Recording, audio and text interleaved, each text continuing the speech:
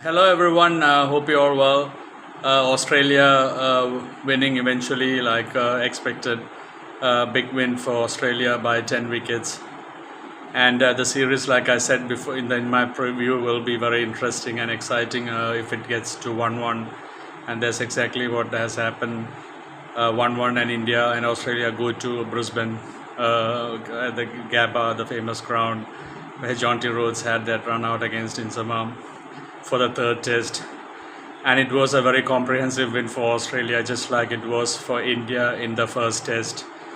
Things went wrong for India right from the start in this test. The first ball of the innings, Jaiswal in the first innings getting out, LBW to Mitchell Stark, and then there was this good partnership between Rahul and Gill, and India was 69 for 1, and India were looking okay then, but after then wickets started to fall, and India were never really in the test match after that, and Australia giving a very clinical performance and not giving India any chance to come back into the test match. And one notable thing that I have to say is that in the 4 completed innings, India have only passed or scored 200 runs once, and that was in that second innings of the first test at Perth, where India, I think it was 487 for 6 or something declared. Australia did get past 200 in the second innings of their first test, but India have only scored 200 once in the last, in one out of the last 4 innings as they have batted against Australia, which will be a worry for India. Obviously, India have a lot of answers to give the batting department, and Australia definitely have the momentum now, and they will be hard to beat from now. Let's see how it goes. And Brisbane, it looks like it's going to be another spicy wicket, like I've heard. And I also wanted to say something. I mean, I heard this 20 plus years before. I just thought of it because if you see a test score, I forgot which commentator it was, and he said if you need to know how good a score is, then you should add 2 wickets to it, and if it's still a good score, then it's a good score. Like for example, if it's 100 for 1, it looks good outside, but if you add 2 wickets to it, 100 for 3 doesn't look good. But if it was like 300 for 1, for example, and if you added 2 wickets, 300 for 3, still a very good score. So that is how it should be seen.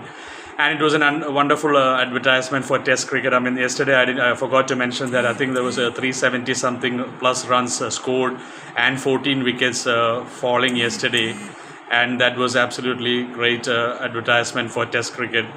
And I don't know who says Test cricket is boring. I mean, everyone who follows and understands Test cricket are blessed because that is a real proper cricket, and that is where everything is tested, your technique, your patience, your character, everything. So this test series is really becoming a real good advertisement for Test cricket. Travis Head is the man of the match, understandably, for his 140. And Australia will be happy that Labuschagne also got some runs, but they will be worried about Khawaja and Smith, and India also have a lot of questions to answer. Bowling, Bumrah again got 4 wickets in that first innings, and Siraj also got 4. But India's support bowling, like I mentioned in the preview, will be a problem. And I don't know the combinations. There will be a lot of questions asked. Maybe India will bring Mohammad Shami in. Let's see what happens. And Mitchell, and I have to say, Australia really bowled well in this match. The pitch wasn't too spicy, but they really bowled well. But in my preview, I had said that Australia have a 100% record in day and night pink ball matches. I think it was 7 out of 7 or 8 out of 8. So they do enjoy playing the pink ball test matches, and I've always seen that Cummins bowls well in pink ball test matches. I mean, he got 5 important wickets in that second innings. Australia didn't give India any chance to come back into the test match. Even today, they were very clinical, and they got the remaining 5 wickets, and they only had 19 to chase. They didn't put any pressure on themselves. So very clinical performance from Australia.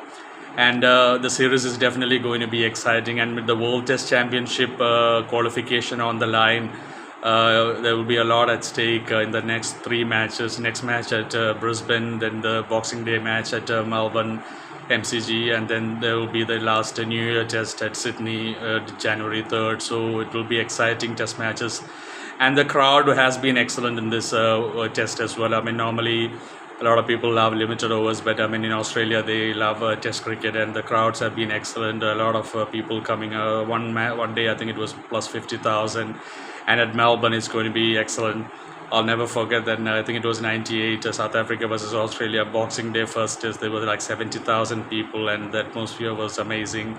MCG and SCG is always a treat, and Brisbane also is going to be excellent with 1-1. And the next, I mean, obviously every test is important, but the next test, the third test ever, both teams will be trying to force their advantage or take a big swing at the series. So it will be a very important test, the third test. And for the sake of the series, I think it's perfect that it's 1-1 after the second test. India thoroughly deserved to win the first test. I mean, after that batting collapse, India only scored 150, but after that first session where Bumrah got all the wickets, India were right back in the match, and then obviously India finished the match with an excellent performance in the second innings in the first test, and Australia doing the same in the second test. I mean, after bowling out India for a 180, which was a very below par score on this pitch, they really got that 150 plus target. I mean, all of that was done on day one when they got to that 80 plus, so 86 for one, I think, and they had done their job, and they just completed their job on day two, and just like a normal test match will go, it went Australia's way. So a lot to look forward to Brisbane. India, Kohli obviously had that great first test, but not a good second test. Rohit Sharma also failing in the second test. Jaiswal also. So there's a lot of Indian batting definitely has a problem, and Indian batting will have to answer questions. I definitely think, I don't know, I think Shami will probably come back. That's what I'm hearing. So, and I don't know about Australia. They've got a tough selection to make. If Josh Hazlewood is available, obviously they will select him. It will be sad if Scott Boland has to sit out again. But anyway, well done to Australia. Magnificent performance. A really, really clinical test performance. Perfect test match cricket from Australia. And very good for the series going forward. Thank you, everyone. I have really enjoyed giving you this second test. It seems all the test matches are finishing in 3 days or so. So 2 days extra, and that will be excellent for the teams for a time out from the game, and probably for preparation for the third test. See you at Brisbane for this test series. Take care. God bless you.